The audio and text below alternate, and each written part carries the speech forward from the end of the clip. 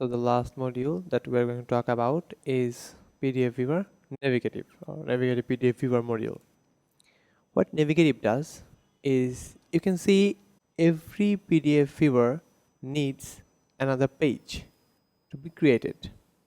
So when you upload a PDF on a PDF viewer and create a PDF viewer, it will create a new page. But the Navigative will solve that problem. You can use any PDF file and all of them will open from the same page. So no different page will be created, and it will save a lot of space and a lot of complexity for your WordPress website. All you need to do is just to go to your media and then copy the PDF file URL and paste it here.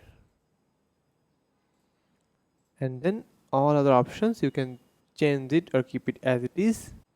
Now you can see that your PDF is loaded, and any PDF can be opened or with the link here, but no separate pages will be created. Thank you all.